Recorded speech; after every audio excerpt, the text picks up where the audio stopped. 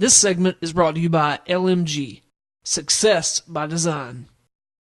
Who's going to, if the question ever came up, who's going to be in New England longer, Tom Brady versus Bill Belichick? And it didn't sound like to me Tom Brady was all too terribly worried about the concussion situation. You think he is worried, or is No, not? he is not worried. He sounded to me like he wanted to play as long as he could.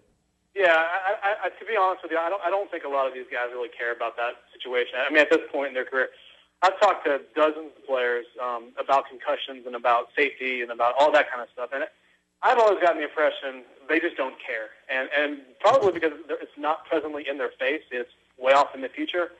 But I think with the death of Junior Seau last week or 2 weeks ago, I really think that may be a turning point because.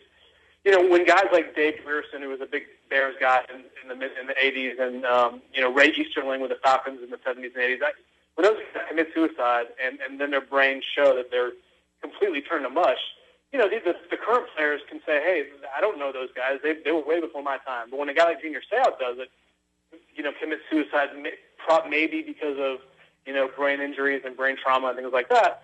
These guys played with Junior Seau. They grew up watching him. I think maybe that's a turning point where they say, hey, if it can happen to Junior Seau, the toughest guy in the league, maybe it's something I should look at as well. But like I said, change is slow. So a guy like Tom Brady, a guy like, Ray Maluga from the Bengals, who I've talked about before, they just don't. That's just not in their present mind. Yeah, I certainly do, and it really is the hot topic in the NFL right now. But a hot topic around these parts is Terrell Owens and his recent guest appearance on the Dr. Phil show. Of course, Terrell Owens went to Benjamin Russell High School right here in Alexander City, Alabama. So a lot of people have been talking about this and his appearance on that show recently. I don't know if you got to catch it, but if you did, tell me what you thought. I stayed away from that show. I didn't have any interest in watching that whole situation. But you know what? With Terrell Owens, it's gotten to a point where it's a little bit sad. I think he's a guy who's made his own bed. He's been a pain for a lot of his career on every team he's been on. Well, yeah, I guess not with the Buffalo Bills. He wasn't really a pain. He was only there for a year. But I think, when he was with the Cowboys, with the 49ers, the Eagles, he really was not a great teammate. Even no matter what he says, when he says, I wasn't a cancer, I didn't do the media, blah, blah, blah. The truth of the matter is he was a distraction. And I think now, he's a guy who I think can still play. When he was with the Bengals in 2010, he was the best receiver on that team. He's a guy who can still play, but I think teams look at him, and he's older now. He's not as good as he once was, not as quick, all that kind of stuff. But they look at him and say, listen, it's just not worth it. It's not worth to put up with a guy like that for production. Even if it's good production, it's just not worth it. So I think now he's at a point where he owes a lot of people a lot of money. As you saw, I guess, on Dr. Phil, where he had a couple of the mothers of his children on who want money, child support, and he just can't pay it. And when a guy has to sink to playing minor league arena football league football, it's just kind of a sad situation. And I guess people who dealt with him can conclude about it, but it's just kind of sad at this point. Something else you wrote about recently that caught my eye that I was really happy to see, DeSean Jackson telling his teammate LaShawn McCoy not to hold out. I think that's great. I think that's great advice. I'm a guy who can't stand the holdout. I love to see the star players play, and I want them to get the deals done, so I was glad to see that happen. Talk a little bit about that situation. Yeah, DeSean Jackson made a big mistake last year, and I can understand why he'd want more money. He's not a premier receiver, but he's a really good receiver, young guy coming up in the league, and he wants to get paid more than $575,000 in last year. That's totally understandable. So he holds out. But listen, the Eagles aren't a team that are going to be pushed around by a guy like that because he's not that good. He's not a top guy. So he comes to camp. He comes to camp eventually because it's going to start costing him money, and then he puts on. He has a decent year, but then toward the end of the year, he just kind of implodes. He's accused of not playing hard. He had a terrible second half of the season, just in every way possible. So he basically got lucky that the Eagles ended up giving him $48 million with a long-term contract because if they would have said, you know what, forget it, we're not paying the guy, he had done himself such a disservice around the league that there's no telling how much money he would have lost if he had to go somewhere else.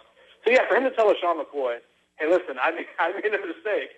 Don't do what I did. And cause they both have the same agent, so that says something as well.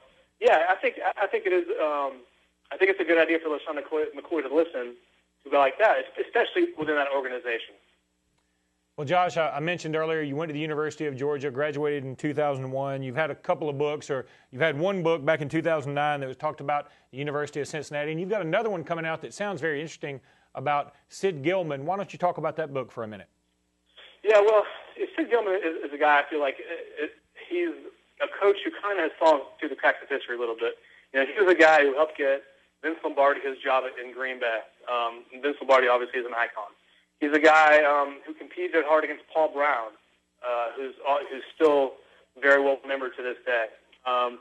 You know, Bill Walsh basically took a huge chunk of his West Coast offense from Sid Gillman's offenses. Bill Walsh obviously is an icon. Same with Al Davis, same type of thing. Sid Gillman, for whatever reason, there's a lot of theories. He's just a guy who's fallen through the cracks of history. So I feel like he was very innovative with the way he ran his offenses with the Chargers in the 1960s. I talked to numerous coaches about the impact that Sid's offenses continue to have, and it's just basic. It's not basic stuff, but it's the stuff you see every day, every Sunday out there. With the way these guys are the way these offenses are playing, it relates directly to Sid Gillman. So I wanted to kind of explore, why he's been forgotten, how he basically was such a big innovator. And, the thing with Sid was that he was such a good book character because he had a lot of warts. There was a lot of things that were not good with Sid. You talk about innovation. He was the first guy to have a team-wide steroid ring. That was in 1963 with the Chargers. Innovative, but not sure if it was completely ethical. But there's a lot of warts, a lot of good stuff, a lot of good things he did, a lot of bad things he did. To me, he was just kind of a fascinating character, and hopefully, people will go out and get the book and read the book and kind of realize that what kind of role Sid Gillman had with the history of the NFL. Well, Josh, it's an absolute pleasure to have you on the show. We want to have you on again soon. I love your blog, and I can't wait to read the book, bud.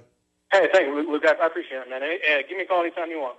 We'll certainly do it. That was Josh Katzowitz of CBSSports.com. We'll be back in just a minute with more Sportz Blitz Live.